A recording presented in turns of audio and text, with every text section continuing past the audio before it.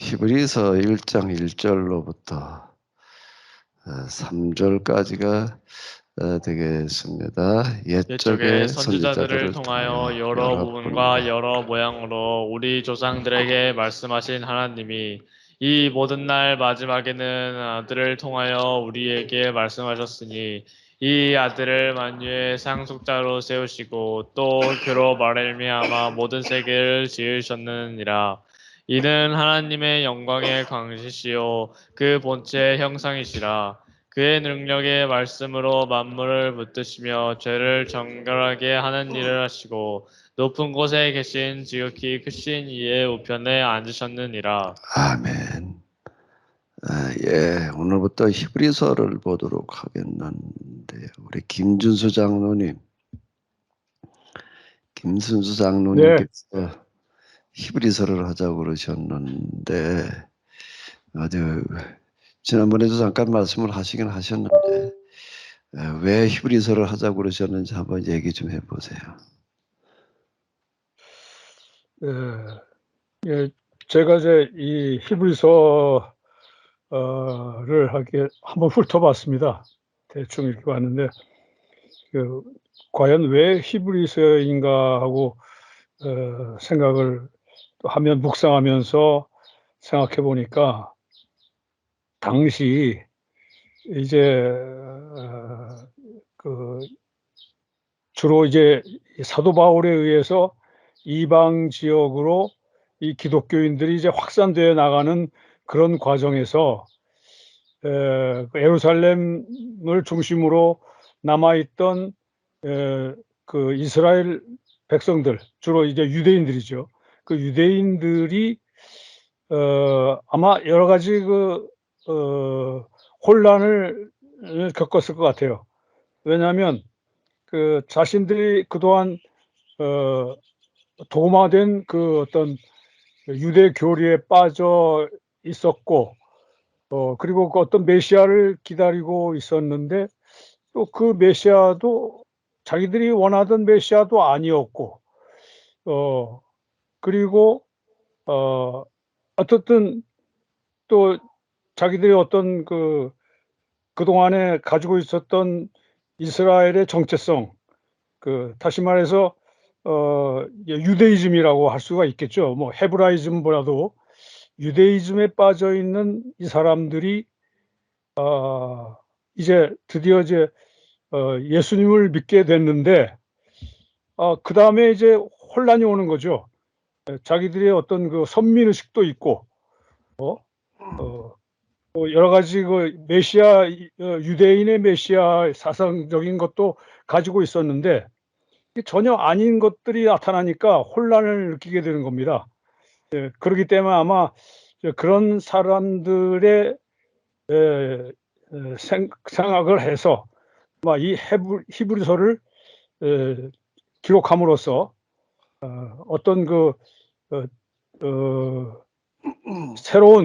새로운 기독교인으로서의 새롭게 이제 믿어야 하는 그 메시아, 그리고 그런 어떤 그다음에 이제 헤브라이즘, 본래 가지고 있었던 유대이즘이 아닌 헤브라이즘으로 돌이켜야 한다는 어떤 그런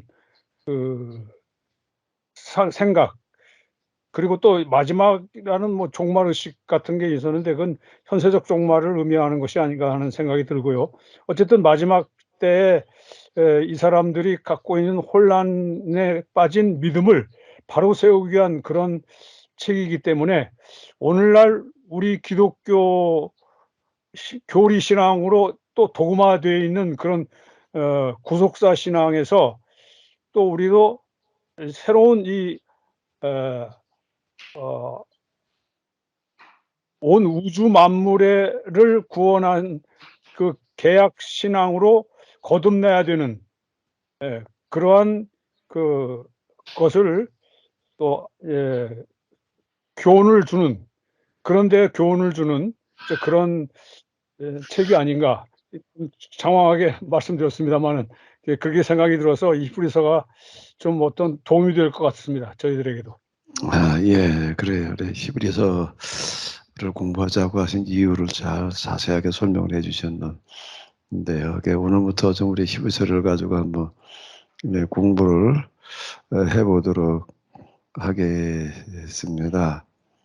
일단 히브리서 그러면은 내용이 이제 파악하기 쉽지 않은데요. 제일 먼저 생각나시는 구절들이 주로 뭐예요? 히브리서 그러게 되면. 예?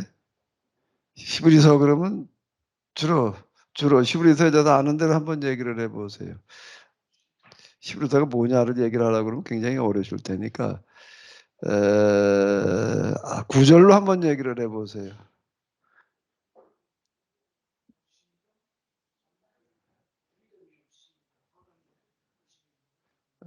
믿음이 없으면 하나님을 기쁘시게 할 수 없느니라. 또요. 믿음은 바라는 것들의 실상이요 보지 못하는 것의 증거라. 또 믿음의 주 온전케 하시는 예수 그리스도를 바라보자. 뭐 예수님을 바라보자. 이제 이런 구절들일 텐데요. 일단 히브리서 그러게 되면은 어떤 분이 이렇게 얘기를 했다고 그래요. 신약성서의 수수께끼다. 이렇게 이제 얘기를 했다라고 하는데요.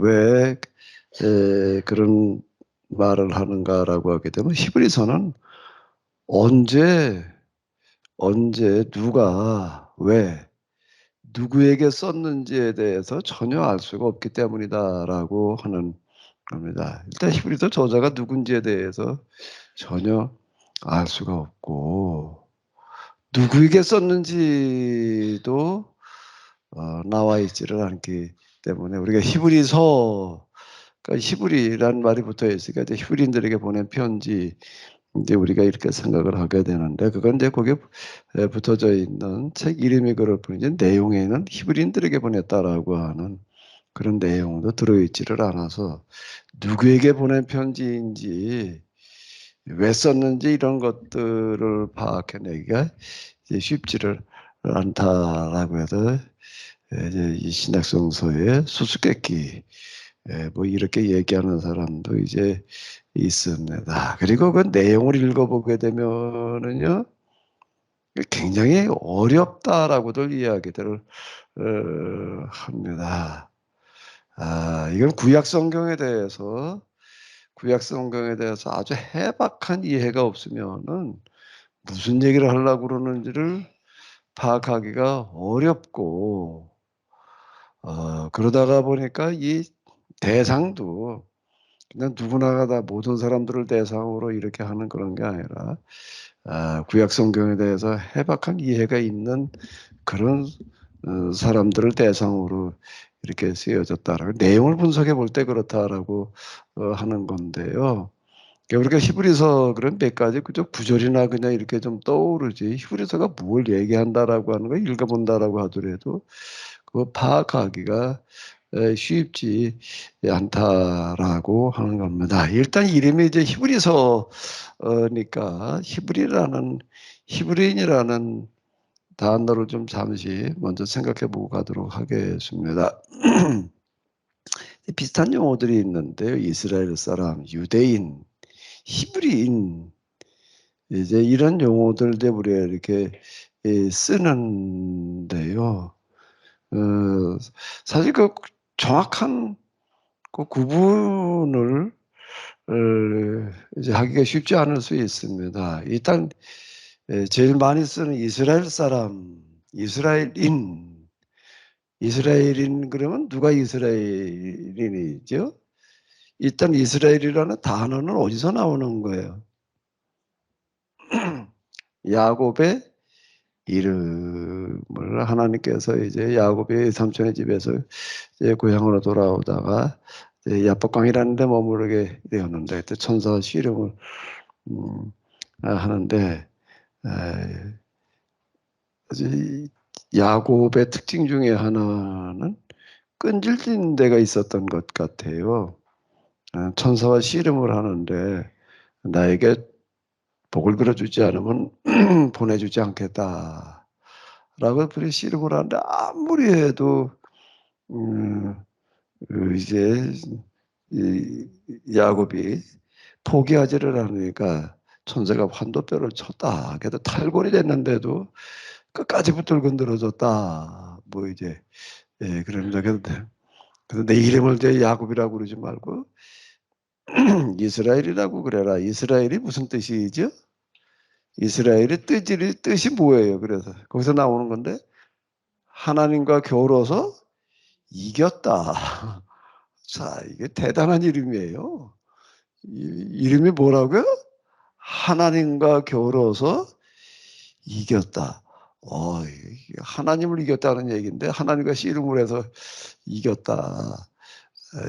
자, 그런 이름도 있습니다. 하나님과 사람이 씨름을 해가지고 이길 수가 없죠. 하나님께서 져주셨다라고 하는 그런 뜻이 되겠는데 어쨌든 이스라엘이라는 이름은 여기서 이제 나왔고요. 야곱의 이름이 되겠습니다. 근데 이스라엘인 그러면 누구를 이스라엘인이라고 그러는 거죠? 누가 이스라엘인이에요? 이스라엘 사람. 그럼 이제 야곱의 후손들인데 덮어놓고 야곱의 후손이라고 그래가지고 이스라엘인, 그러니까 이스라엘인 그럴 때는 뭘 얘기하는 거죠? 이스라엘인 그럴 때는 두 가지 의미가 있습니다. 첫 번째는 뭔가 하게 되면은 야곱의 후손들이 애굽에서 400여 년 동안 종살이 하다가 이제 모세 인도함을 받아서 광야에 와서 계약을 맺게 됩니다. 시내산에서 계약을 맺게 되는데 그 계약을 맺은 사람들의 이름을 뭐라고 부르는 거죠? 이스라엘인.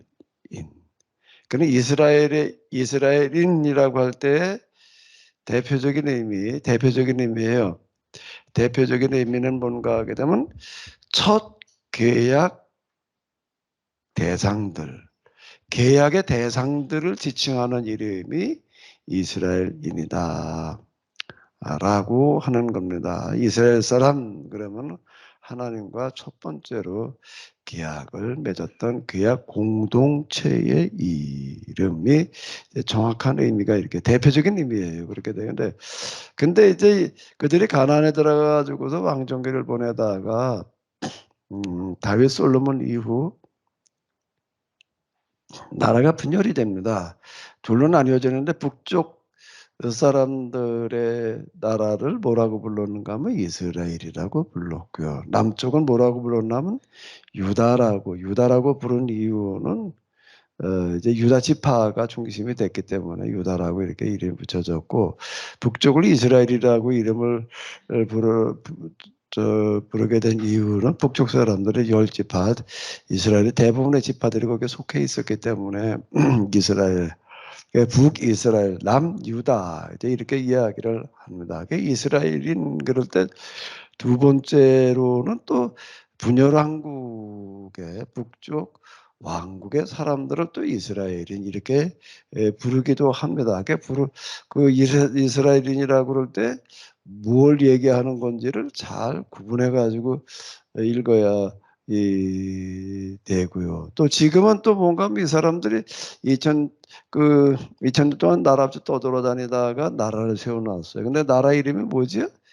이스라엘이에요. 근데 이스라엘인 그러면 또 지금 현재 이스라엘 사람들을 또 얘기할 수도 있습니다. 그 이스라엘인이라고 하는 그 용어가 이와 같이 여러 가지 의미로 쓰이고 있다라고 하는 겁니다. 그런데 또 이스라엘 사람들은 뭐라고 그러는가 하면 유대인 그럽니다. 그 유대인이라는 건 또 뭐야 이게 또 그런데 이제 일단 유대인 그러면 첫 번째는 누굴 유대인이라고 그러는가라고 하게 되면 유다라는 이름은 유다인, 정확하게 유다인인데 유대인 그냥 이렇게 부르는데 그 야곱의 12 아들 중에 유다라는 아들이 있었고 12 지파들이 이제 땅을 나눠 받을 때 이제 그 지파의 이름이 이제 유다가 이렇게 되겠는데요. 유다 지파 사람들을 이제 얘기하는 게 유다인. 이러는데 그 유대인들이 분열왕국 때 남쪽 나라 이름이 유다였습니다. 유다 지파가 중심이 됐기 때문에 유다 지파, 시므온 지파 이제 이래가지고서요. 그 유대인 그러면은 첫 번째로 쓰여지는 거는 뭔가 하게 되면 주로 유다 지파 사람들을 얘기하는 것이기도 하겠지만 그렇게 쓰이는 경우는 별로 없고요. 남왕국 사람들, 남유다, 북이스라엘이기 때문에 이제 유다인들 이렇게 이제 이야기를 하게 됩니다. 근데 이 유대인이라는 말이 좀 더 많이 이제 이스라엘이라는 용어를 대체해 가지고 쓰이게 되는 시기는 이제 이 포로로 끌려갈 때, 나라가 망하고 포로로 끌려갈 때 이제 북왕국이 먼저 망했는데요. 북이스라엘은 아수르라는 나라에서 이 사람들을 끌고 가가지고 다 여기저기 이렇게 흩어나가 가지고 다 이렇게 사라지고 말았는데요. 이 바벨론이라는 나라에 멸망을 해가지고 남유다인들이 끌려갈 때에는 주로 바벨론이라는 곳에 한 곳에 가가지고 머물다가 이제 그곳에서 한 50여 년 포로살이를 하다가 귀환을 해서 다시 나라를 세우게 됩니다. 그러니까 나라를 세울 때 남유다 사람들이 포로로 끌려갔다가 돌아와서 주로 예루살렘 중심으로다가 이제 나라를 세웠기 때문에 이제 유대인이라고 하는 그런 용어가 그때부터 이제 많이 쓰이게 됩니다. 유대인 그렇게 되면 주로 이제 포로로 끌려갔다가 돌아와서 나라를 다시 세운 사람들을 가리키는 그런 용어가 뭔가 하게 되면 유대인. 근데 그 유대인들이 예루살렘 중심으로 돌아와 가지고 놀라운 삶을 살아가게 됩니다. 거긴 도무지 사람 살 때가 아니고 이제 그랬는데 에스라 그러니까 느헤미야라고 하는 사람도 지금 우리가 가지고 있는 성경책 그 에스라 느헤미야라고 하는 그 책이 있는데 그 책이 참 놀라운 책입니다. 왜 그런가 하면은 거기서 얘기하고 있는 내용이 뭔가 하게 되면은 그 몇몇 명의 사람들이 돌아와 가지고서 나라를 재건을 하게 되는데요. 이게 얼마 되지 않아 가지고 이 사람들이 그 지중해 세계에서 최고의 삶을 살아가는 사람들이 되었습니다. 아주 짧은 시간 내에 어떻게 해서 그게 가능했느냐라고 할 때 그게 이제 에스라 그리고 느헤미야라고 하는 사람 때문이었다. 그래서 이제 아마 요즘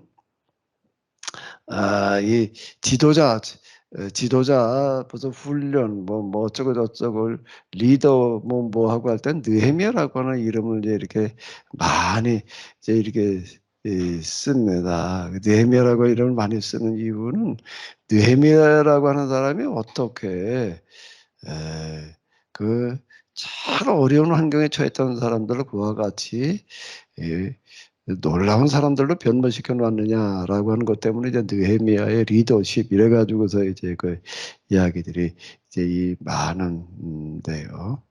그러니까 유대인들이 돌아와 가지고서 그냥 그렇게 살다가 그 수준을 머물거나 사라져 버렸으면 그냥 그렇게 널리 쓰이질 않았을 텐데 전 세계적으로 어디에 가든지 간에 이 사람들이 아주 독보적인 삶을 살아내는 바람에 이제 유대인 그래 가지고 이스라엘인이라는 말보다는 유대인이라는 얘기가 더 많이 이렇게 쓰일 정도로다가 지금 활발하게 사용되고 있는데 그 유대인들은 이런 사람들이고요. 그리고 이제 이 사람들이 그 예수님 당시에도 그 사람 나라 이름이 유다라는 나라였기 때문에 유대인 이렇게 쓰이게 됩니다. 그다음에 또 하나 뭐가 있는가 하면 뭐가 있어요? 히브리인이 있습니다. 히브리인은 또 뭐예요? 히브리인.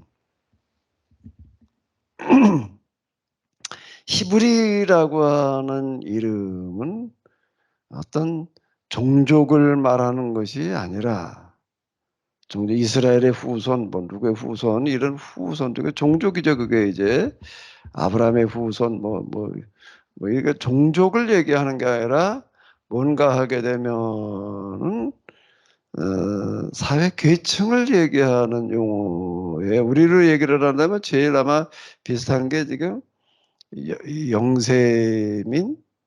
영세민보다 조금 더 밑에를 뭐라고 부르죠? 영세민 아랫사람을 뭐라고 불러나? 우리 지금 생활보호 대상자? 생활보호 대상자. 또 우리가 지금 예전에 쓰이던 말로 얘기를 한다면 그냥 핫바리. 그러니까 핫바리라는 용어가 아마 제일 적절할 거예요. 그러니까 생활보호 대상자라고 하는 건 뭔가라고 하게 되면 일단 자기 재산이 전무한 사람들이에요. 땅도 없고 뭐 이러는 사람들, 뚜렷한 생활 대책이 없는 사람들.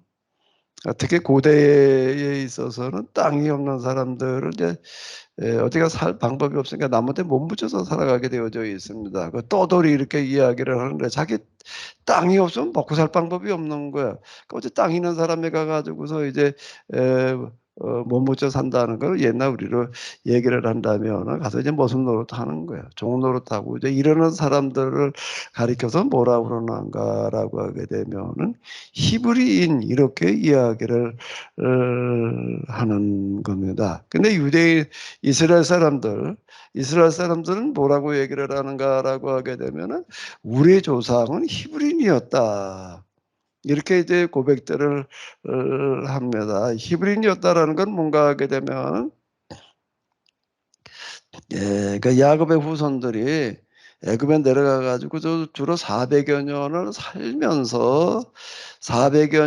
살면서 한 민족 공동체가 형성이 되어집니다. 그 이전까지는요, 아브라함, 이삭, 야곱이 애굽으로 내려갈 때에는 한 70여 명 됐습니다. 아직 민족이라고 부를 수 있는 수준이 못 되는 거예요. 70명을 가지고 무슨 민족이라고 부르나요? 그냥 조그마한 한 C족 수준이지요. 근데 이제 애굽에 내려가 가지고 400여 년 동안 그들이 이제 한 60여 명으로 늘어났다. 이게 뭔 얘기냐면 이제 한 민족이 되어졌다. 한 민족이 되어졌다라고 하는 거예요.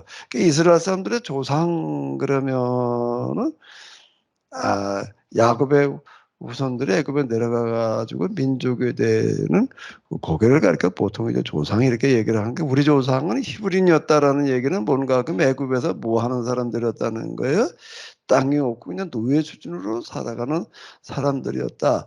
자, 이렇게 이야기를 하는 겁니다. 그 히브리인은 뭔가 하면 이 종족의 이름이 아니라 사회학적인 사회계층을 말하는 그런 용어다라고 하는 겁니다. 그 이스라엘 아브라함의 후손들만을 말하는 게 아니에요. 나중에 이제 모세를 통해서 이 사람들 출애굽을 하는데 출애굽을 할 때에는 주축은 야곱의 후손들 이스라엘 사람들이었지만 이스라엘 사람들이 아닌 사람들도 거기에 많이 있었습니다. 그 사람들은 뭐라고 기록을 해놓고 있는가 하면 허다한 잡족 이래 놨습니다. 잡족이라는 거 여러 부족들이 거기에 있었다죠.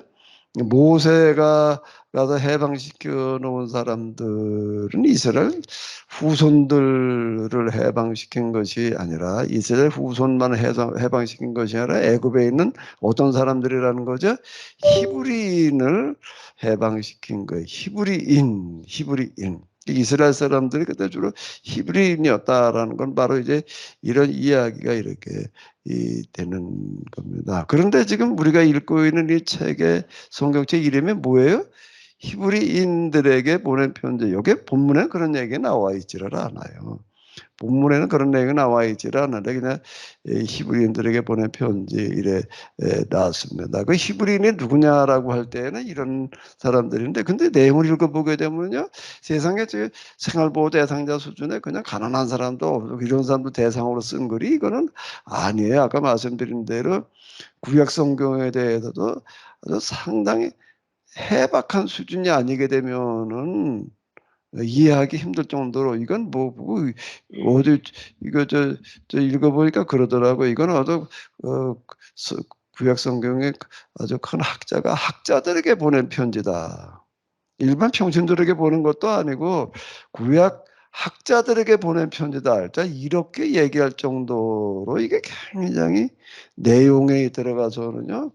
이 수준 높은 내용이다 라고 하는 겁니다. 그냥 누구나 그냥 이렇게 구약 성경 그저 한 번 두 번 읽은 사람들 내용을 좀 구약 성경에 대한 내용을 좀 아는 사람이 읽어 가지고서 뭐 파악할 수 있는 수준의 내용이 전혀 아니다라고 이제 이렇게 이제 이야기를 합니다. 근데 그게 이름이 왜 히브리서로 붙어 있는지 이게 뭐 아까 말씀드린 대로 히브리서는 수수께끼가 돼 가지고 누가 언제 누구에게 왜 썼는지가 불분명해서 몰라요 이거는요. 모르기 때문에 굉장히 이제 이걸 연구하는데 어려움들을 겪는다 이제 이렇게 이야기를 하는데 어쨌든 이름이 히브리서입니다. 그러니까 히브리인 중에 히브리인 들에게 보낸 편지 뭐 아마 그런 뜻으로 봐야 될지 어쨌든 잘 모르겠는데요. 어쨌든 히브리서라고 하는 특징은 바로 이제 이와 같다 라고 했는데요. 아까 장로님께서 뭐 히브리서를 한번 공부하자고 이유를 얘기를 해 주셨는데 그건 이제 장로님 생각하신 거고 그건 장로님 생각이고요. 진짜 본래 히브리서는 장로님께서 지금 기대하시고 생각하는 거하고는 좀 거리가 아주 멀 수 있습니다. 그런 걸 감안하시면서 한번 좀 같이 읽어 나가 보도록 하겠습니다. 우리 1 절부터 3 절까지를 지금 오늘 우리가 본문을 선택했는데 한번 잘 읽어 보세요. 옛적의 선지자들을 통하여 여러 부분과 여러 모양으로 우리 조상들에게 말씀하신 하나님의 이 내용 자체가 벌써 어려워요.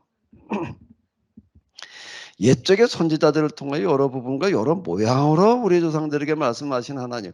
그 선지자들이 다양하게 이제 하나님 말씀을 선포했다는 그런 얘기인데 이거는 벌써 요 구절을 이해하려고 한다면 어떤 선지자들이 어떤 활동을 했는지에 대한 이해가 없으면은요. 그 여러 모양과 여러 부분과 여러 모양으로 이래 놨잖아요.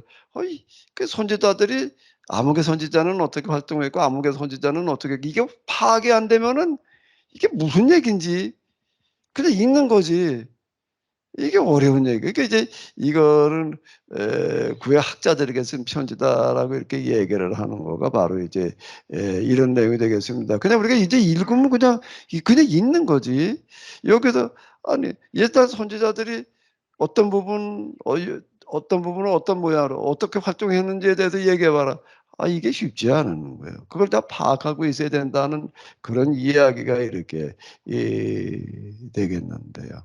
이 모든 날 마지막에는 아들을 통하여 우리에게 말씀하셨으니 이걸 이해를 하려고 하면 구약의 선지자들을 통해서 얘기했던 것들이 다 파악이 되고 난 다음에 근데 그다음에 이제 이 예수님을 통해서 우리에게 하신 말씀이 뭐가 어떻게 다른지 뭐 이런 것들이 이게 파악이 돼야지 이게 무슨 얘기인지가 이해가 되는 얘기예요. 이 아들을 만유의 상속자로 세우시고 또 그로 말미암아 모든 세계를 지으셨느니라. 이제 이게 예수님에 대한 이제 이 고백이 이렇게 되겠는데요. 근데 뭐라고 그러는가? 이는 이제 예수님을 말하는 겁니다. 하나님의 영광의 광채시요 그 본체 형상이시라. 이건 만만하지 않습니다. 뭐라고요? 이는 하나님의 영광의 광채시요 그 본체의 형상이시라. 이게 뭐 도대체가 이게 쉽지 않습니다. 이 김준수 장로님. 그럼 김준수 장로님한테 물어봐야지 뭐. 김준수 장로님 책임지셔야지. 저는 이제 그 예수님이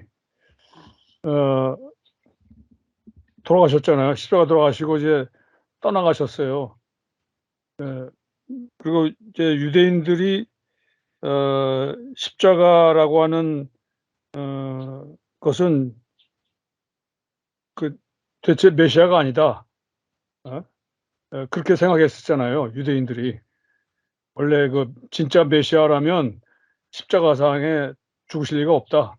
이렇게 생각했던 거기 때문에 그러니까 그 저주받은 그 십자가가 아닌 그야말로 하나님 잊었다. 그리고 또 그 메시아가 사람의 아들로 와야 되는데 이건 하나님의 아들로 왔다. 이제 이렇게 이제 말하는 것이 아닌가 이제 그런 생각이 들었습니다. 아, 예, 예. 자, 우리 모르면 장로님한테 묻자고 일단. 우리 김주 장로님 책임지셔야죠. 자, 그런데 지금 이제 여기 이렇게 보게 되면 이 단어들이 이게 굉장히 쉽지 않은 단어들인데 이는 하나님의 영광의 광채이시여 그 본체의 형상이시라 이제 이런 구절들이 이렇게 나오는데요. 그러니까 뭐 제일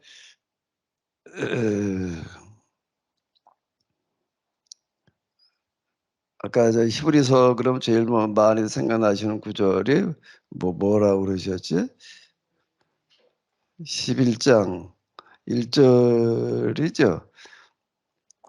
믿음은 바라는 것들의 실상이요 보이지 않는 것들의 증거의 선지들이 이로써 증거를 얻었느니라. 이 구절들을 하긴 뭐 말은 많이 하는데 믿음은 바라는 것들의 실상이다. 보이지 않는 것들의 증거다. 이렇게 이제 말은 많이 하지만 히브리서에서 정작 이 얘기를 하려고 한 건 무슨 뜻이냐?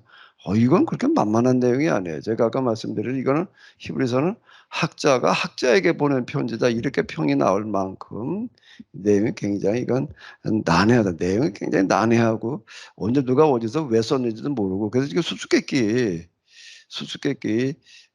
이제 신약 성경에서 해석하기 제일 어려운 책이다. 뭐 이제 이렇게들 이제 이 평가를 하는 이유가 지금 이제 여기에 있는데요. 믿음은 바라는 것들의 실상이요 보이지 않는 것들의 증거리. 선진들이 이로써 증거를 얻었느니라 그러면서 이제 쭉 이제 여기 뭐 믿음의 선조들을 이제 열거를 해놓고 그러고 있는데요. 자, 그러면 이제 먼저요. 믿음은 바라는 것들의 실상이요 보이지 않는 것들의 증거니. 믿음이라고 하는 단어를 이렇게 보게 되면은 피스티스 그래가지고 성경에 많이 쓰여요. 이거는요. 많이 쓰이는 그런 단어이고 이 피스티스 믿음이라고 하는 거에 대해서 이게 사전 여기에 얹어져 있는 이 사전 이거 이 베들레헴 성경에 이거 아주 굉장히 우리가 유용하게 이제 이렇게 활용할 수 있는데요. 쭉 보시게 되면 내용이 이게 어마어마하게 많습니다. 믿음이라는 단어가 무슨 뜻인지 옛날에는 어떻게 쓰였었고 또 신약 성경 각 책에서는 무슨 뜻으로 쓰이고 있는지 이거 믿음이라는 단어 우리는 믿음 근데 쉽게 그냥 막 믿음이라고 그러고 있는데요. 믿음이라는 이 단어 하나를 똑바로 이해하려고 하게 되면은요 이렇게 쉽지 않다는 얘기예요. 이거 한번 봐요 이게요. 이게 내용이 지금 얼마나 이게 믿음이라는 단어가 무슨 신약성경 무슨 책에서는 무슨 뜻으로 쓰였고 무슨 책은 무슨 뜻으로 쓰였고 이렇게 길어 이게 이 믿음은 바라는 것들의 실상이요. 그 여기서 얘기하는 믿음이라는 건 도대체 뭐냐? 그냥 우리가 생각하는 믿음, 그냥 믿음을 구원받는다 생각하는 그 믿음하고는 이거는 딴 얘기가 되는 겁니다. 이거 이 우리 사람하고 얘기하다 보니까 뭐 히브리서를 하재 왜 그래? 뭐 믿음은 바라는 것들이 실상 어쩌고 저쩌고 했대. 믿음 바라는 것들이 실상이 뭐야? 예? 뭐야? 우빈이 할머니. 예? 뭐지? 이게 만만하지 않은 내용들이에요, 이게요. 자, 이 믿음은 바라는 것들의 실상이요. 원래 피스티스어구는 계약이나 약정을 존중하는 행동을 나타냈었다라고 이제 이렇게 얘기를 하고 그리고 이제 그 다음에 나가서 처음엔 그랬던 거고 헬레니즘 시기의 회의론과 자 다시 여기 이렇게 이제 본다라고 하게 되면요.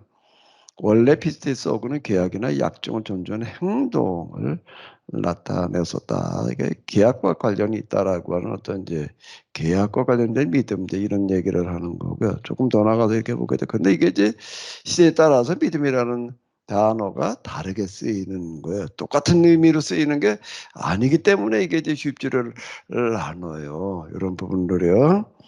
헬레니즘 시기에 회의론과 무실론이 서로 충돌하는 동안에 피스티스는 신들의 존재 행위에 대한 신념이라는 의미를 획득하게 되었다. 자, 요렇게 얘기를 합니다. 이건 이제 보레드 교환한 이후 이제 알렉산더 헬레니즘이 등장하거나 그 다음에 가가지고서 이제 이 믿음이라는 거는 어떤 의미로 쓰였느냐라고 하게 되면 주로 이런 의미로 쓰였다.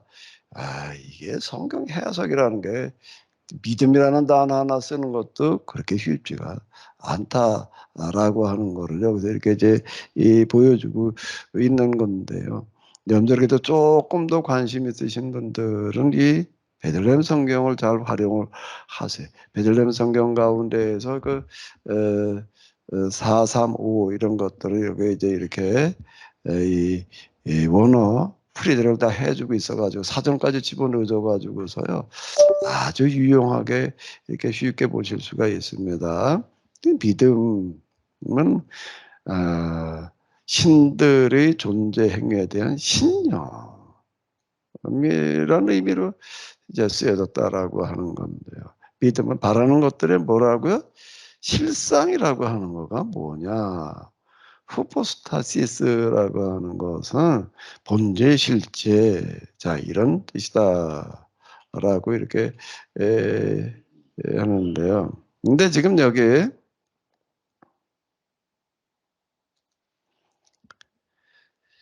3절에서 이는 하나님의 영광의 광채시요. 예수님은 하나님의 영광의 광채시요. 그 본체의 형상이시라. 본체라는 단어가 나옵니다. 이 본체가 지금 뭔가라고 하게 되면은 휘포스타시스 금방 믿으면 바라는 것들의 실상 같은 단어예요. 거기서는 실상이라고 번역을 해놨고 여기서는 뭐라고 번역을 해놨고요?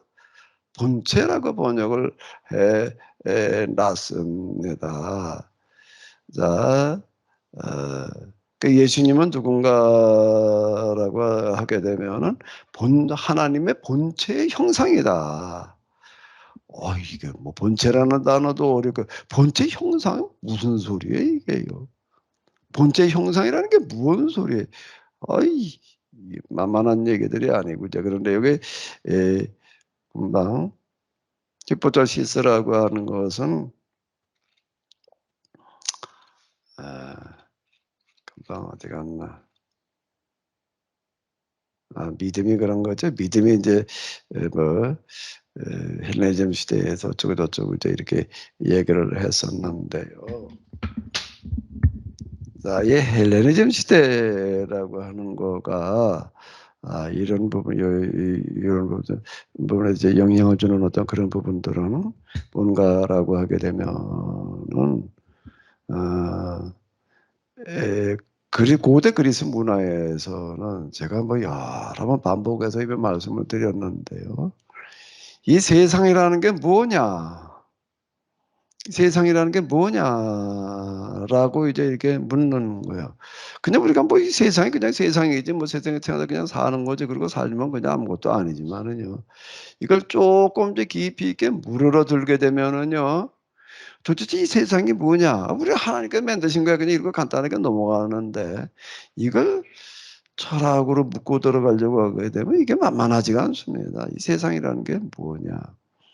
근데 헬레니즘 고대 그리스 사람들은 어떻게 생각을 했는가라고 하게 되면 이 세상이라고 하는 게 이렇게 가만히 보니까 완전하지가 않은 거예요. 일단 뭐에다가 초점을 맞췄는가 하면 이 세상이 어때요? 불완전해. 완전하지가 않은 거예요. 여러 가지로 아름답고 조화 이런 놀라운 부분들이 있으면서 동시에 이 불완전하다는 이 불완전한 부분들이 도대체 왜 그러냐? 왜 세상이라는 게 이렇게 불완전하냐. 여기다가 이제 초점을 맞추는 거예요. 맞추면서 이제 이걸 가지고 많이들 묻고 토론하고 찾고 찾다가 도달하는 게 뭔가 하게 되면은 이 세상이라고 하는 거는 실체가 아니기 때문이다. 그래도 불완전하다. 이제 이렇게 얘기를 하는 거. 히포스타시스 실체라는 게 이제 그걸 얘기를 하는 건데, 그럼 이건 뭐냐라고 하게 되면 실체의 모형물 또는 그림자에 불과하다. 요렇게 생각을 하는 거예요. 누가 그랬다고요? 그리스 사람들이 그렇게 생각을 했다라고 하는 겁니다. 근데 그 그리스 사람들 생각한 그게 이제 헬레니즘이라는 걸 통해 가지고서 온 세상에 영향을 주는 거예요, 이게요.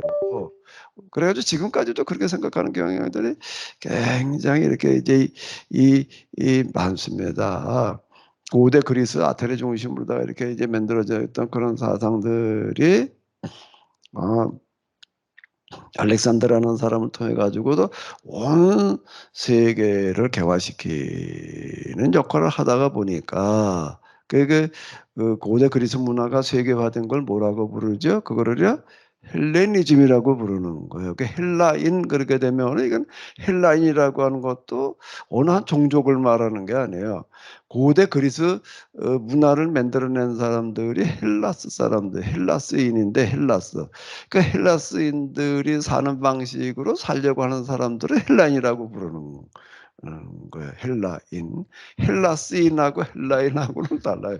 헬라스는 고대 그리스 문화를 만든 그런 사람들이고 그 종족이에요. 그런데 헬라인 그러게 되면은요. 그 종족만이 아니에요. 그냥 근데 그 문화가 보니까는 제일 앞선 문화야. 그러니까 너도 나도 그 문화대로 살려고 그러는 거예요. 그러는 사람들 뭐라고 부른다고요?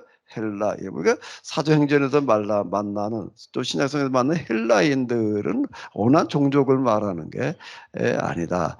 라고 하는 겁니다. 그러니까 알렉산더라는 사람들이 그냥 다 세상 사람들 다 헬라인을 만들어 놓고 많은 거예요. 그래서 지중해 세계 그쪽 사람들 다 헬라인이 된 거예요, 이제. 그 알렉산더라는 사람이 참 대단한 사람인데요. 고대 큰 제국을 만든 사람들이 많이 있지만은 알렉산더처럼 한 사람은 없어요. 다 그걸 다 헬라인을 만들어 버린 거예요. 그 이제 놀라운 어떤 그런 건데요. 이 사람들 영향이 워낙 많이 줘서 지금 서양의 사상이나 이런 데에는 이 헬라 문화를 모르고서는 고대 그리스 철학을 모르고서는 뚜껑도 못 열어요, 이게요.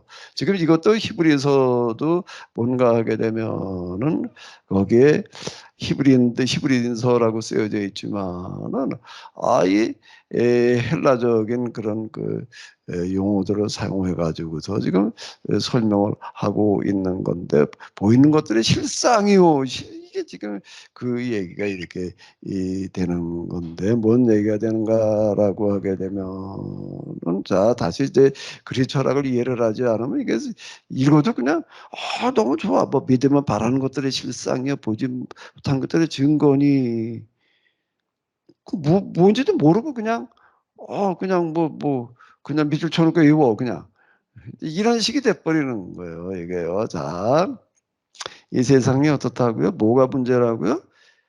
불완전한 게 문제인 거예요. 이 불완전한 게 왜 불완전하냐라고 할 때 이건 뭐라고요? 실체가 아니고 실체의 뭐에 불과하기 때문에 그림자에 불과하기 때문에 모상에 불과하기 때문에 이 세상이라고 하는 거는 뭐냐라고 할 때에 실체 완전한 것에 그림자에 불과하다. 요렇게 생각을 한 겁니다. 그럼 이게 우리가 보이는 세상은 불완전한 세상인 거예요. 실체가 아닌 거예요. 실체가 아니에요. 그럼 이제 뭐가 있어야 되는 거예요? 이거 그림자에 불과하니까. 그림자가 있다는 거는 뭐가 있다는 거예요? 집 밖에 나가 보면은 이제 저 나무에 그림자가 있죠. 그림자가 있다는 건 뭐가 있다는 뜻이죠? 뭔가 실제가 나무가 있든 건물이 있든 뭐가 있으니까 그림자가 있는 거지 아무것도 없는데 그림자가 있을 수가 없는 거예요. 그 그림자를 보고 '이게 진짜야.' 그러면 어떨까? 그림자를 한번 붙들어 봐 봐요. 예? 그림자를 한번 붙들어 봐봐요. 그림자 붙들어질 수가 있나 없나? 그건 붙들 수가 없어요. 왜? 그림자 실체가 아니니까. 이거는 그냥 그림자를 보면서 이제 뭘 생각할 수 있는 거죠? 실체라는 게 있구나. 그 그림자를 보고 실체는 어떤 것일까? 자, 이렇게 생각해 볼 수 있는 거지. 예? 자, 이제 좀 실체 관심을 가지는 거예요. 그 진짜는 뭐냐? 뭐가 진짜냐면 실체가 이제 진짜다. 그 실체. 또는 이제 히브리서 1장 3절에도 뭐라고 번역을 했어요? 본체라고 이렇게 번역을 놨습니다. 그래서 이제 우리가 이 보이는 세상이 있고 안 보이는 세상이 있는데, 보이는 세상은 불완전한 세상이고 그림자에 불과하지만 보이지 않는 세상이 거기가 진짜고 완전하다. 그럼 이제 그 다음에 나오는 거예요. 그러면 이제 우리가 어떻게 살아야 되느냐? 어떻게 살아야 돼? 맨날 그림자나 붙들고 씨름하고 살아야 되나? 그림자를 보면서 뭘 생각하면서 뭘 어떻게 하려고 살아야 되나?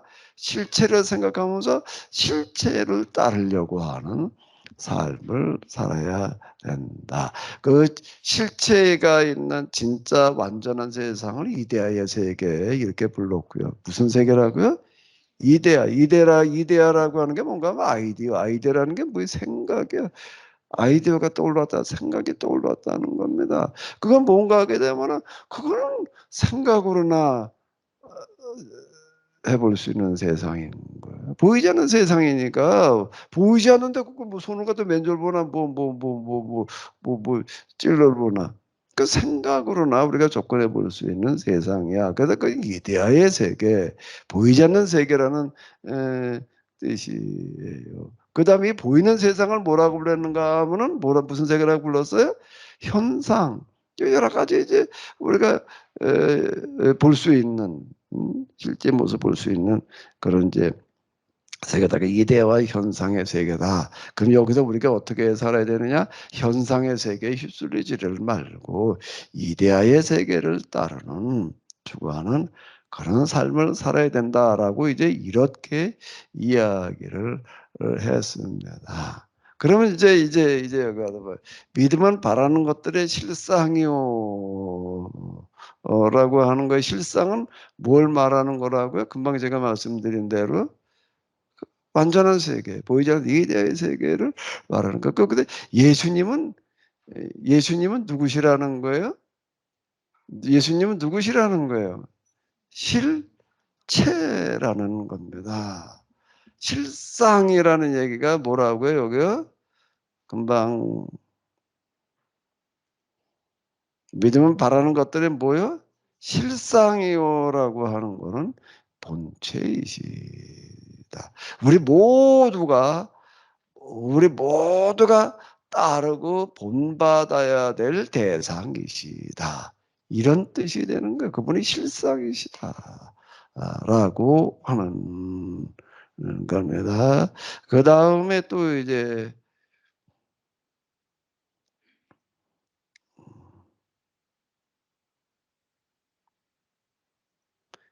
1장 3절에서 이제 한번 봐봐요. 그거는 그 본체의 형상이시라. 본체 금방 휘어지다시지.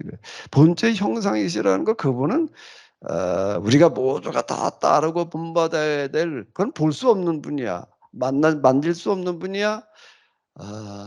그럼 우리가 생각으로나 해볼 수 있는 분이야. 그런데 그분이 어떻다는 게 우리에게 본체 형상이라는 거는 보일 수 있는 모습으로 나타나셨다. 자, 이런 뜻이 이렇게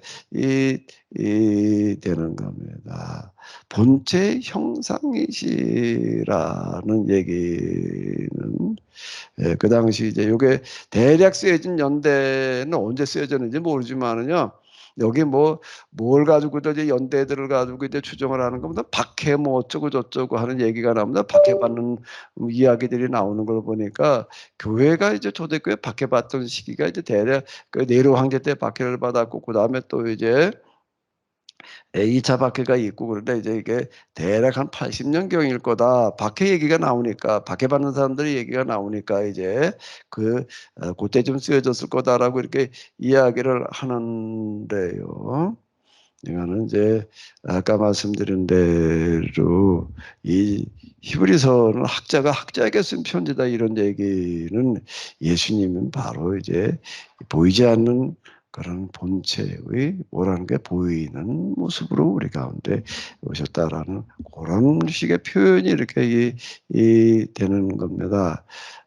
이게 어쨌든 히브리서를 공부를 하자고 그러셨는데 이게 좀 머리 좀 쥐어 짜내야 돼요. 그냥 이거는 쉽게 쭈루루루 이거 내려가면서 그냥 은혜나 받을 수 있는 그런 내용, 야고보서보다 이거 좀 훨씬 더 난해한데요. 그럼 하나님의 영광의 광채시오라는 얘기는 그럼 이건 또 무슨 얘기냐라고 하게 되면은 이 신약 성경에 쓰여진 시기라고 하는 것은 여긴 세 문화가 공존하던 시기예요. 제일 첫 번째는 뭔가라고 하게 되면은 헬레니즘, 헬라 문화가 지배를 했고, 그 다음에 이제 여기 유대인들은 또 뭐예요? 지금 유대인들이 만드는 문화가 하나가 있는데, 이게 이제 헬레니즘하고 이게 쌍벽을 겨루었습니다. 이 헬레니즘이라고 하는 거는요. 헬레니즘이라고 하는 것은 고대 이스라엘, 고대 그리스, 탈레스, 그 이전은 훨씬 거슬러 내려가는데, 어쨌든 탈레스부터 따지더라도 BC 이게 벌써 탈레스가 소크라테스 이렇게 하더라도 500년 이상 지나가는 거야. 그래가지고 그 다음에 저 알렉산더 이래가지고서 이제 헬레니즘이 이렇게 등장을 하는데 시간이 많이 걸렸습니다. 여기 지금 그때까지 따지게 되게 되면은요, 어쨌든 수백 년 이렇게 걸려가지고서 등장을 하는데요. 유대인들이 포로로부터 귀환을 하는 해가지고서 헬레니즘 이렇게 등장을 하는데요. 물론 그 이전 역사가 있기는 하지만은요. 유대인들이 귀환을 해가지고서 이제 헤브라이즘이라고 하는 게 등장을 하게 되는데 유대주의, 주다이즘이라고 하는 게 등장을 하는데 주다이즘이나 헬레니즘이나 이제 같은 용어로 쓰이게 되는데 짧은 시간에 유대인들의 귀환한 사람들에 의해서 이 문화가 만들어집니다. 이게 대단한 거예요. 놀라운 그걸 누가 만들었느냐, 헬레니즘을 만들어낸 주축들이 누구냐라고 한다면 누구예요? 그 바리새인들이에요. 바리새인들이 이걸 끌고 나간 거예요. 우리가 바리새인들을 너무 그냥 복음서에서 좀 만나는 이런 거 그냥 부정적으로 보면 그것만 가지고도 바리새인 그냥 그런 사람들 수준으로 아는데 그 사람들 수준이 대단한 사람들입니다. 이번에 우리 신약 중간기에서 이렇게 좀 이렇게 봤잖아요. 허그 헬레니즘과 맞설 만한 문화를 만들어내는 문화인데 그게 헤브라이즘이라고 하는 거예요. 그 서양의 지금 양대 문화 산맥의 헬레니즘하고 뭐예요? 헤브라이즘이 기독교 문화를 얘기를 하는 서양이 다 기독교 국가라고 하는 거지. 바로 그런 얘기가 되는 거고. 그러면 뭐가 더 영향을 끼쳤느냐 이거 얘기하기가 어렵지만은 중세기 때는 완전 기독교 국가였었으니까 이 헬레니즘이 더 큰 영향을 미쳤다. 물론 르네상스 이후에는 또 이제 금방 내가 뭐라고 얘기를 했지? 말을 하면서도 헷갈리네. 헤브라이즘이 더 큰 영향을 미쳤다 이렇게 얘기를 할 수가 있습니다. 뭐 이제 이 르네상스 이후에는 또 헬레니즘이 또 이제 부각을 드러냈지만은요. 그렇다고 해서 기독교가 사라진 거는 아니거든요. 헤브라이즘이 더 큰 영향을 미쳤다. 양대 산맥의 헬레니즘과 헤브라이즘인데 헤브라이즘이 더 큰 영향을 미쳤다라고 이렇게 이제 이 평가를 할 수가 있습니다. 그런데 이 헤브라이즘에서는 성경에서는 근원 실체가 뭐냐라고 얘기를 할 때 하나님이다. 이렇게 얘기를 하는 거예요. 헬레니즘에서는 뭐라고 얘기를 하고요? 헬레니즘에서는 이데아의 세계라고 얘기를 하는 거야. 그거는 이데아의 세계에 있다. 그 이제 근본 근원을 가리켜서 이제 로고스 뭐 이제 이렇게 얘기를 하고 이제 그러는데 헤브라이즘에서는 성경에서는 하나님이 완전하신 분이시다. 그분이 실체이다. 이렇게 얘기를 하는 거예요. 이제 하나님의 영광, 하나님의 영광이라는 거, 하나님의 이제 속성 이게 얘기를 하는 건데 하나님께 이제 같이 이렇게 묶어서 하나님의 영광이 뭐라는 거예요? 광채다. 광채 드러나는 거, 보이는 걸 말하는 거예요. 그러니까 예수님을 두 가지로 설명을 하는 건데요. 여기서는요. 히브라이즘과 헬레니즘이 같이 들어있어요. 여기는요. 여기서 하나님, 그 예수님은 하나님의 영광의 광채시오는 헤브라이즘이에요. 헬레니즘이에요.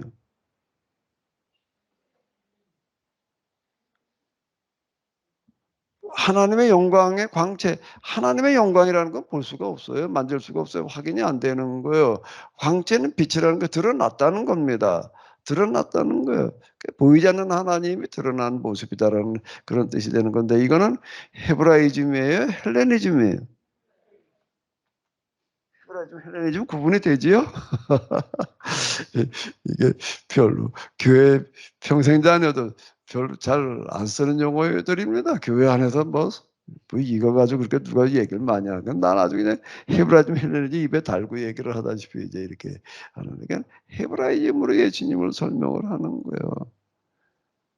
그러니까 신앙적인 고백이에요. 예수님은 누구이신가라고 하게 되면 하나님 영광이 우리 가운데 광채로 육체로 오셨다 이런 표현을 여기서는 이렇게 얘기를 하는 거야. 이제 그 다음에 그 본체 형상이시라. 이건 헬레니즘이에요, 히브라이즘이에요. 뭐라고요? 승지수사님 뭐라고요? 헤브라이즘이 헬레니즘이에요. 이건 요 표현은 본체의 형상이라는 거는 뭐라고요? 이건 헬레니즘적인 설명이 이렇게 되는 거. 요두 가지가 같이 들어있다. 그러니까 이건 구약 성경에서만 구약 성경에 대해서만 해박해 가지고 되는 게 아니라 이 헬레니즘에 대해서도 꽤 어느 수준의 이해가 있어야지 이게 무슨 얘기인지가 이해가 된다. 그러니까 학자가 학자에게 쓴 편지 이렇게 얘기가 나오는 건데요. 어쨌든 김 주장님이 하자고 그러셨으니까 그냥 해보자고 하는 데까지 해보는데 제가 최대한 쉽게 해보도록 하겠습니다. 그러면 이 히브리서에서는 도대체 뭘 얘기하려고 그러느냐 이런 식으로 해야 돼. 뭘 얘기하려고 그러냐라고 하게 되면은 10장 19절에서부터 22장까지를 같이 한번 읽어보시도록 하겠습니다. 그러므로 형제들아 우리가 예수님의 피를 성소에 들어갈 담력을 얻었나 거기를 우리를 위하여 휘장 가운데 열어놓으신 새로운 살 길이요 휘장은 곧 그의 육체니라. 또 하나님의 집 다스리는 큰 제사장이 계시며 우리가 마음의 뿌림을 받아 악한 양심으로부터 벗어나고 몸은 맑은 물로 씻음을 받았으니 참 마음과 온전한 믿음으로 하나님께 나아가자. 이게 구약 성경에 대해서 이제 많이 얘기를 하고 제사 뭐 이런 부분들 이제 많이 얘기를 합니다. 자, 예수님은 누구이신가라고 하게 되면은 근데 이게 구약 성경을 가지고 얘기를 하는 게 예수님 누구시냐니까 여기서 하나님의 영광의 광채시오 이러고 끝나는 것만이 아니라 또 얘기를 하는 거가 하나님은 예수님 완전한 제사장이시다. 완전한 제사장이시고 여기 또 하나님의 집 다스리는 큰 제사장이 계시되 예수님은 완전한 제사장이시다. 완전한 제사장이시다. 또 그러므로 형제들아 우리가 예수님의 피를 힘입어 성소에 들어갈 담력을 얻었나니 그 길은 우리를 위하여 휘장 가운데로 열어놓으신 새로운 길이요 휘장은 곧 그의 육체니라.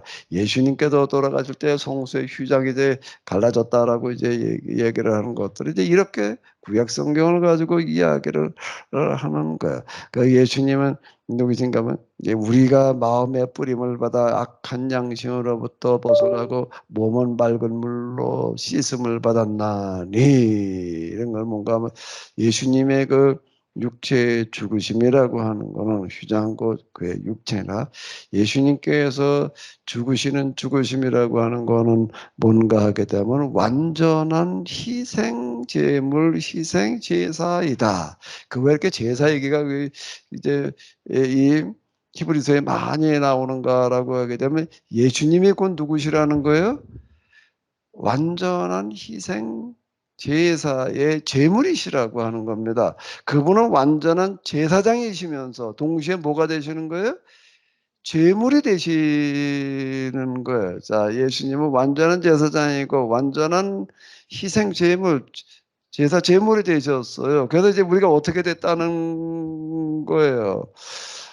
다시 제를 위하여 제사 드릴 것이 없느니라. 이제 뭐 이런 얘기들도 여기 많이 나오는데 뭔가 하게 되면은 참 마음과 온전한 마음으로 어디로 나아가자? 하나님께 나아가자. 히브리서에서 얘기하려고 하는 거, 뭐 복잡하고 어렵고 그냥 뭐 이러고 하는데요. 이거예요. 예수님이 누구이신가라고 하게 되면은 우리로 하여금 하나님께로 가게 하는, 하나님께로 나아가게 하는 길이다. 이걸 얘기하는 거예요. 예수님이 누구시라고요? 왜 그게 하나님께로 나아가는 길이라고요? 그분이 누구시기 때문에 완전한 제사장이시고 완전한 제사장이시면서 완전한 희생 제물이시기 때문에 우리가 이제 그분을 힘입어서 어떻게 할 수가 있다는 거죠? 하나님께로 나아갈 수가 있다. 하나님께로 간다는 게 그렇게 간단한 얘기가 아니에요. 하나님께 간다는 게 어떻게 가능? 저는 김대중 대통령 때인가 그저 동기 누굴 만나게 되면 자기들은 무슨 우리 저 야외 예배 야외 예배를 어디로 가나 그랬더니 청와대로 간대. 그 청와대 그때는 아무나 막 들어가지도 못했어요. 요즘 개방해 놓고 그랬지만 그때는 청와대 들어간다는 게 어렵습니다. 근데 그 교회에서 야외 예배를 청와대로 간대. 청와대 나 근처는 가봤지만 아직 나는 안 들어가 봤는데 그 어떻게 해서 거기 청와대로 야외 예배 드리러 갈까? 어떻게 해서 그럴까? 그 김대중 대통령 부인 이휘 여사가 감리교 장로였어요. 장로님이에요, 그분이. 장천교회 장로님이었어요. 그 교회 부모가. 그래서 자기들은 뭐에 야외 예배를 어디로 간다고요? 청와대를 가서 야외 예배 드리는데 일본에 들어가지도 못할 때 그 청와대 간다는 게 쉬운 게 아니에요. 그럼 대통령한테 나가는 거는요? 그 더 어려운 얘기지. 대통령한테 아무나 나가나? 그러니까 여기 시장을 만나러 가는데요. 시장을 뭐 한번 만나러 오라고 그래가지고 여기 뭐야 SBS에서 그 무슨 SBS가 아니라 뭐야 무슨 방송이지? 우리 교회 소개한 거 시장에서 소개한 거 무슨 방송이었나? 뭐 여기 뭐 취재 온다고 그래가지고 자료 어쩌고 저쩌고 했더니 시장에 한번 만나자고 그런다 그래가지고 갔어요. 그게 몇 시까지 오라고 그러더라고요. 그게 몇 시까지 가는데 그 전날 전화가 오고 내일 오시는 거 잊어버리지 않았지요? 예, 알아요. 그날도 되니까 또 한 30분 전인가 전화가 왔어요. 지금 오고 계세요? 뭐 어쩌고 저쩌고. 아, 시간 맞춰서 와야 돼요. 그 몇 시까지 오라고 그래가지고 한 10분 전에 갔어요. 갔더니 어디 있으라고 그래. 아, 바로 시장 만나러 들어가는 것도 아니에요. 거기다 한 30분 멀거니 앉아 있어야 돼. 예?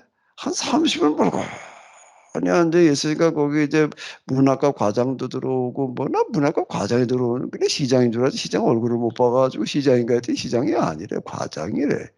그게 또 과장이 와가지고 조금 있다 그 팀장이 와가지고 이제 과장 팀장 셋이 앉아가지고 차 한잔 마시고 뭐 한 30분 이상 그러고 있다 그 다음에 만나러 들어가더라고. 근데 속으로 다 이게 더러워서 그 무슨 지게 하나님 만나는 것도 아니고 이 짓거리를 해야 되나? 내가 속으로 좀 그러더라고. 아이 뭘 하는 거야? 이거 뭐 지방 이거 뭐 군포 시장 하나 만나는 뭐 절차가 뭐 이렇게 미리 와가지고서 뭘 대기하고 뭐 준비하고 뭐 이러고 있다가 시장 만나러 들어가더라고요. 아, 이거 조그만 도시 시장도 그래 대통령도 되면 어떨까? 이 얘기가 다르죠. 대통령도 되면 대통령을 가다 만나서 뭐 독대하고 왔다 그러면 무슨 가문의 영과 아마 그리고 꼭 사진 찍자고 그래가지고 올 거야 아마. 남겨놓으려고. 그 대통령도 그렇다. 하나님 그러면 어떨까? 하나님을 만나러 한번 가보지.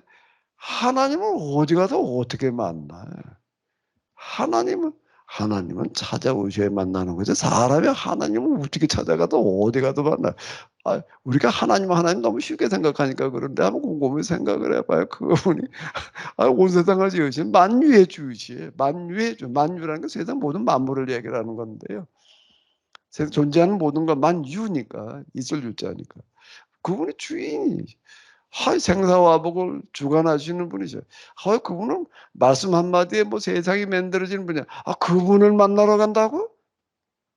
그게 어떻게 이스라엘 사람들은 하나님을 만난다는 생각도 못해요. 하나님을 어떻게 만나? 하나님 만나면 죽어. 하나님 만나가지고 살 자가 없어. 하나님 만났다는 건 다 거짓말이고 하나님의 천사를 만나는 거야. 모세가 하나님을 만났다. 호리산 떨기나 불고기다 하나님 만나다 하나님 만난 게 아니라 천사를 만난 거야. 하나님을 만날 수 없다고 생각을 했습니다. 하나님을 어떻게 사람이 감히 하나님을 만나요? 그건 어림도 없는 얘기야. 어마어마한 얘기야. 하나님을 만난다는 그 얘기 자체가 이렇게 쉽게 우리가 하나님 만났다 어쨌다 이렇게 얘기를 하는데 그렇게 막 써먹을 수 있는 얘기가 아닌가. 대상이 하나님인데 그런데 여기 이렇게 얘기를 하는 게 참 마음과 온전한 믿음으로 하나님께 나아가자. 온전한 뭐래요? 믿음으로. 믿음은 바라는 것들이 있어요. 여기서 얘기하는 믿음은 이제 이런 차원을 얘기를 하는 겁니다. 예수님은 누구이신가 하면은 우리가 하나님께로 나아가서 하나님을 만나게 하시는 길이다. 그래서 이렇게 또 얘기를 하더라고요. 히브리서만큼 예수님에 대해서 높이 얘기하고 있는 책도 없다. 이렇게 또 얘기를 하는 것 같아요. 왜? 예수님은 이렇게 얘기를 하니까 예수님이 누구시라고요? 하나님께로 나아가서 누구를 만나게 하시는 분이야? 하나님을 만나게 하시는 분이야. 김준수 장로님 준비가 되셨죠? 뭐 할 준비를 하셔야 돼. 히브리서를 하자고 그러셨으니까 이제 히브리서 공부하면서 뭘 해야 되는 거예요? 예수님을 다시 만나야 돼요. 예수님을 다시 만나는데 이게 이 히브리서에서 얘기하는 예수님을 만나려면 헬라 문화를 알아야 돼. 또 예수님을 알으려면 구약성경 헤브라이즘에 대해서 이게 어느 정도 알지 않으면 이게 얘기가 안 돼요. 그럼 어쨌든 이래가지고 어떻게 하자고요? 예수님을 통해서 어떻게 해야 된다고요? 하나님을 만나야 된다라고 하는 건데요. 김준수 장로님 준비되셨죠? 글쎄, 그렇게 생각을 안 했기 때문에 다시 준비를 해야겠는데요. 준비하셔야 돼요. 뭐 할 준비를 하셔야 된다고요? 예수님을 통해서 하나님을 만날 준비를 하셔야지. 믿음은 바라는 것들이 실상 그건 바라시는데 믿음이 온전케 하시는 예수님을 바라보자. 그것도 그렇게 다 이런 것들을 이제 얘기하는 어떤 이제 건데요. 우리 장로님뿐만 아니라 이번에 우리 같이 또 이제 히브리서를 가지고 좀 공부를 하게 됐는데요. 히브리서 1장부터 13장까지 좀 쭉 그냥 한번 여러 여본을 가지고서 정독을 한번 하시면서 많이 생각을 해 보시고요. 또 매 시간마다 이제 제가 범위를 좀 이렇게 미리미리 말씀드리니까 이걸 뭐 다 시시콜콜 다 하루 들게 되면 이거 뭐 시간이 많이 걸릴 거예요. 그냥 이제 중요한 부분들만 좀 이제 이렇게 제가 좀 얘기하고 넘어가 볼 테니까는요. 같이 더불어 하나님께로 한번 가보시자고요. 하나님을 만날 수 있는 그런 기회들이 다 되시기 바랍니다.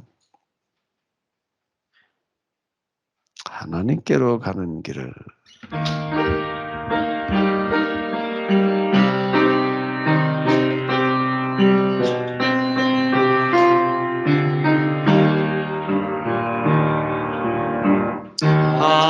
하나님께로 가는 길을 나 알게 되었네. 죽음으로써 살게 되고 버림으로써 얻게 되네. 낮아짐으로 높아지며 비움으로써 채워지네. 부정으로써 긍정에 이르는 자기 비움의 길. 케노시스 비움의 길. 하나님의 심정. 케노시스 비움의 길. 하나님의 심정. 한 번 더 하겠습니다. 하나님께로 가는 길. 하나님께로 가는 길을 나 알게 되었네.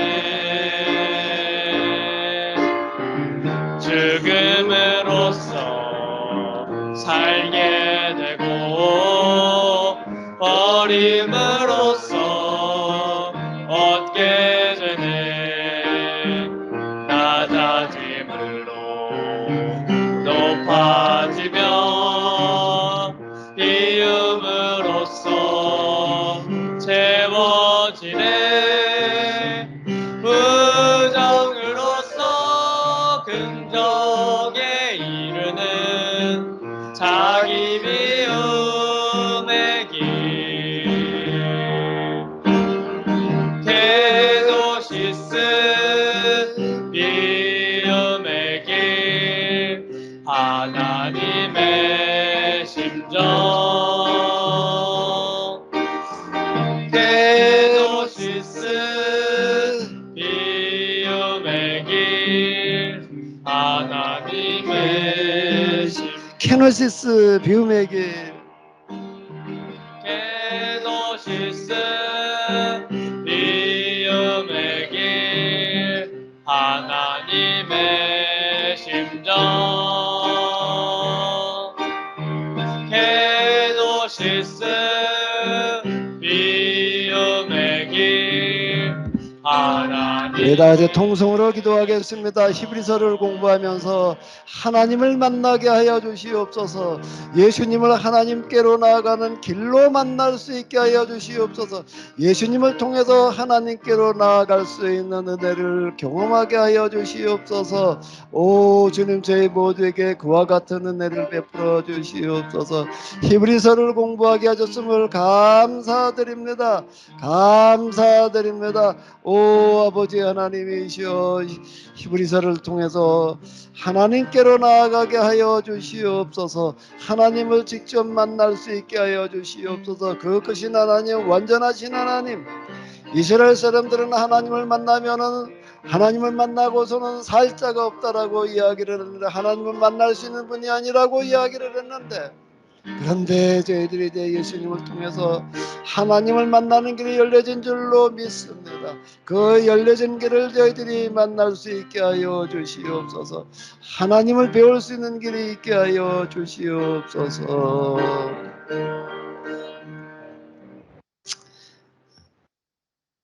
히브리서를 공부하게 하심을 감사드립니다.